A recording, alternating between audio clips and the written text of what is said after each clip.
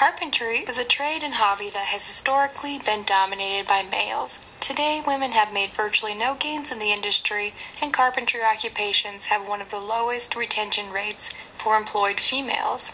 Furthermore, Engineering News Record reports that female occupation rates make up only 2% of total carpenters. Reasons for the lack of female carpenters as laborers and hobbyists are many. The prevalence of a hostile workplace, restricted access to sanitary toilets, protective clothing and equipment in the wrong sizes, and poor on-the-job training are significant issues reported by the Occupational Safety and Health Administration, OSHA, that adversely impact a woman's ability to perform her job safely. The industry is not set up in a way to attract females. In fact, it is nearly impossible for a woman to obtain the same safety and comfort men are granted. There is evidence that men may naturally be better carpenters. In a study of more than 90,000 women and 111,000 men in 53 nations, men in all nations were found to have a higher mean performance score on two visuospatial tests, mental rotation and angle line judgment. However, this difference does not prove that all men are better carpenters than all women, or that women would not enjoy carpentry as much as or more than a man.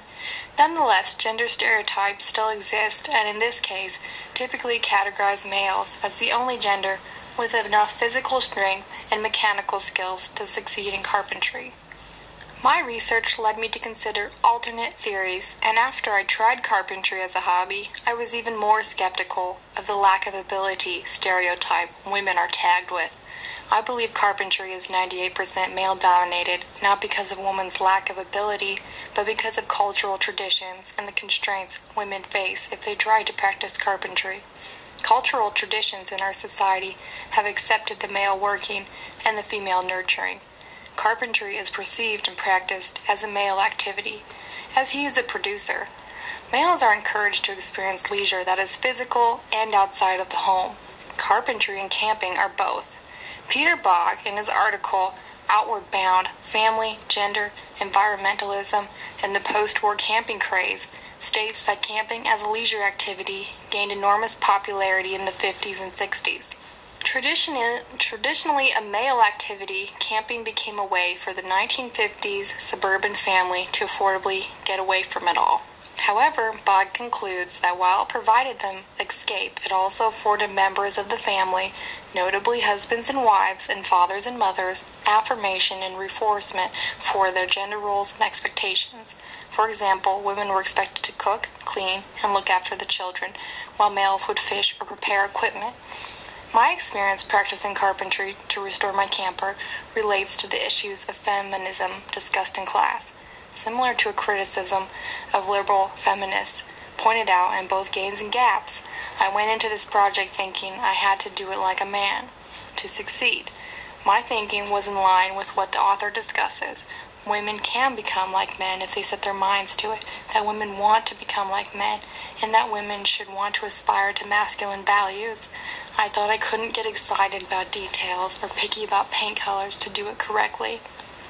Furthermore, the male-dominated hobby not only fails to provide equal opportunities for both genders, but it just seems to discourage it.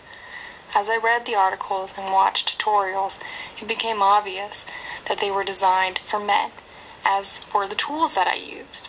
I also quickly realized that I did not have the right clothes or shoes. I needed tough, protective clothing, which was hard to find. The women's comments I read in the OSHA study certainly resonated with me, and I was only dealing with a portion of their concerns. Facing sexual harassment, bullying, conditions and rules designed for males only, and being grossly outnumbered equate to feminist issues. As other women may experience, constraints prevented me from being involved in carpentry before. Mostly, I experienced interpersonal constraints. I had no self-esteem in regards to my physical ability to do a construction project.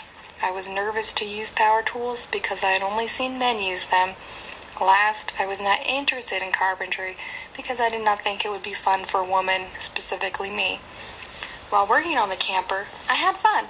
I became inspired by my new abilities, and I thought of all the times I'll be able to use my new skills. I also experienced the frustration of having to learn each step while making slow, grueling progress. But then I would complete a part of the camper and feel complete satisfaction, knowing it was done exactly how I wanted it and on my timeline. The quality of my work and the fact that I could do every part of the project impressed me. Before I started, I had completely different perceptions of my carpentry abilities.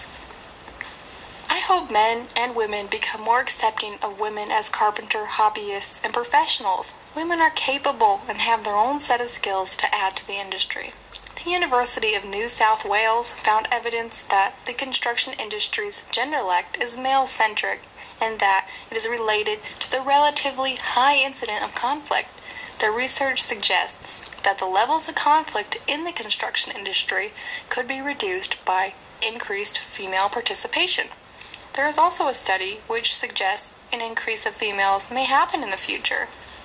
Andrew Agapoy asserts that perceptions in the Scottish construction industry are changing and that women are now actively encouraged to participate, legally protected against discrimination, and more highly represented in non-traditional areas of the construction industry.